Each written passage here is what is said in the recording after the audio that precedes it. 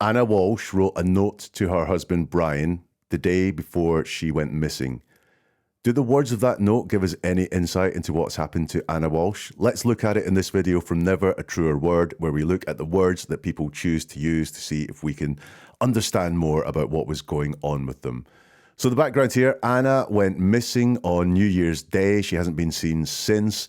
Her husband, Brian, has been arrested for misleading the police at the moment.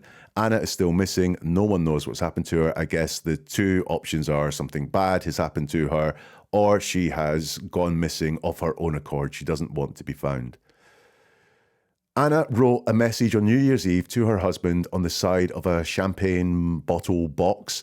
And we're going to look at the words that are in that message. You can see it there and see if we can understand a bit more about what was going on with Anna through the words that she's used in that message. We'll use a system called truthful deception to have a look at what she says. And particularly from that system, we're going to look at the words that Anna has used. People choose the words that they do for a reason. So it's either the words that we want to use deliberately to get a message across, or it's more of a subconscious thing. And if that's the case, then the words that will come out will be the ones that best fit what is in our mind. We'll also look at what's missing. So what could Anna have said that she hasn't said? Or what else? How else could Anna have phrased it? You know, what other ways could she have phrased this? And then look at how she did phrase it and work out a bit more about what was going on in her mind there.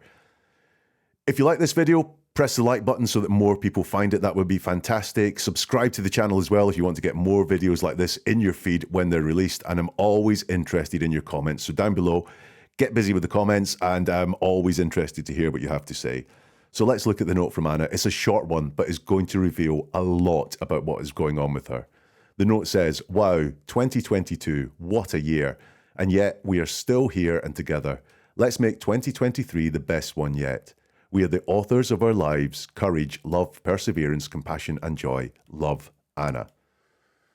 My first observation is probably one that you have made as well, which is something happened in 2022. Maybe you got it from gut feeling, maybe you picked it out from the words, but definitely something happened in 2022. It's not what a great year. It's not what a rotten year. She says, what a year. Now, what a year in that context versus what a rotten year that she could have said, or what a great year. What a year is neutral, but the and yet after it, and yet we are still here and together. Well, if it was a great year, you wouldn't say 2022, what a great year, and yet we are still together, would you? You would say 2022, what a rubbish year, and yet we are still together. So something happened in 2022 that has challenged them, has challenged their relationship, and certainly it's very important to Anna because it's the first thing that she mentions. So her dominating thoughts are the events that have happened and challenged her, potentially her and Brian, in 2022. And you'll see it's the first thing that she mentions. Now, this was written or spotted on New Year's Eve, so that's absolutely a time where it's typical to reflect back on the year that has just passed. I get that. But she could have started with just a note that's positive thoughts about 2023. That would also be typical for something that would happen on New Year's Eve, but she hasn't. She hasn't just started, let's make 2023 the best one yet. The first thing she mentions, the priority in her head, is the challenges that she and Brian have faced in 2022. So it's looming large in her head. I'm interested in this phrase. She says, we are still here. I would get 2022, what a year. We had a lot of challenges, and yet we are still together. That would make a lot of sense to me. What does we are still here mean? Well, an ill person would use that to say, I'm still alive. I'm still on this planet. 2022, spent a lot of time in hospital, but I am still here. So is that what she's talking about? Has she, faced something that's threatened her life, or is still here mean in this relationship or in this house or whatever it is? Whatever it is, still here comes before still together. So being still here is more important to her.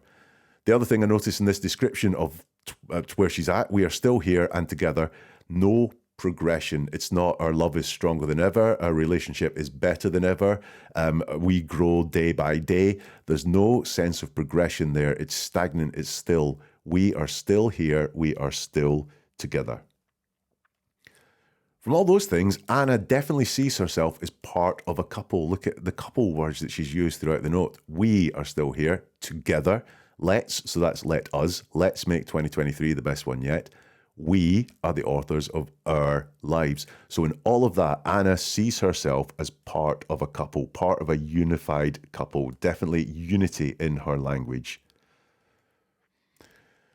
Anna's very positive about 2023, and she's owning the actions that need to be taken in 2023. So let's make 2023 the best one yet. It's not let's hope 2023 is the best one yet, or I wish 2023 is a great year for us. It's let's make. That's positive intention and ownership of the actions. The same with we are the authors of our lives. So she's taking ownership of her actions. Hopefully Brian would take ownership of his actions too. But Anna is positive and wants to make positive actions to make 2023 the best one yet.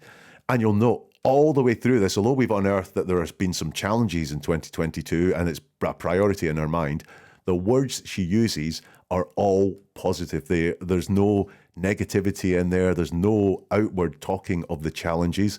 There's no wishes in a negative way. So, let's hope that it's less of a challenge in 2023, or, let's hope things are not so bad in 2023. Everything in this note is upbeat and positive. This is someone who was looking forward to 2023 and the contribution she could make to making 2023 better. Now, having spotted the unity in the words like we and so on, I've got something going on with the list of I don't know, what would you call them? List of things that she hopes for 2023, the courage, love, perseverance, compassion, and joy. She doesn't attach them to anyone. She doesn't say that we should have courage, love, perseverance, compassion, and joy, or I look forward to courage, love, perseverance, compassion, and joy, or I hope that you, Brian, have courage, love, perseverance, and joy. She doesn't attach it to anything, which is very interesting.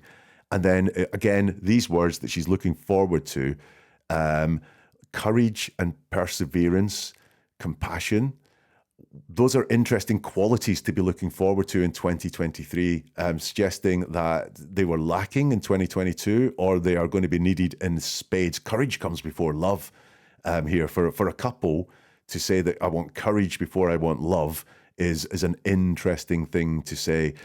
So that intrigues me. It's not attached to anyone.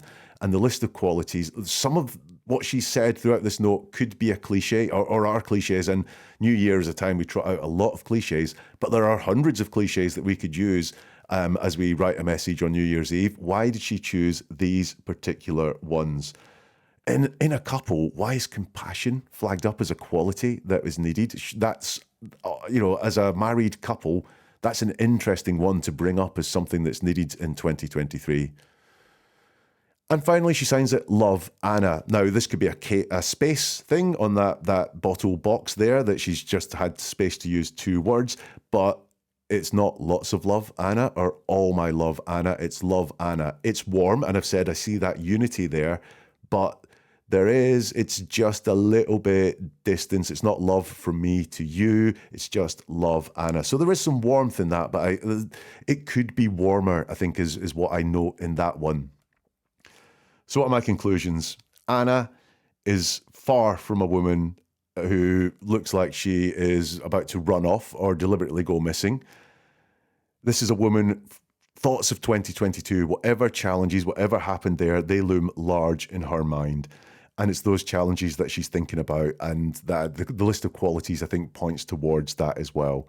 She sees herself as part of a couple, very much part of a couple. That's very important to her. She's very positive about 2023 and she's willing to make it better. But that list of qualities, including courage and perseverance and compassion, I think that's aimed more at her husband, Brian, than she intends it for herself. It's the one thing in that list, one thing in that note, rather, that she doesn't join herself to. Is this from someone willing to walk away the next day and vanish? Only if she's pulling a great deception trick, because yes, she says she could make 2023 the best one yet. You could read that as being, yeah, I'm going to make it the best one yet because I'm going to go missing and I'm going to be free from you forever. But all that unity that is there, I don't think this is someone who was going to be walking away from a relationship anytime soon. So I don't believe anything in her words to suggest that's what's on her mind. If you enjoyed that, connect.neveratruerword is where you can find more videos, more writing and books on the subject of truthful deception. And if you like as well, check out some more videos from Never a Truer Word.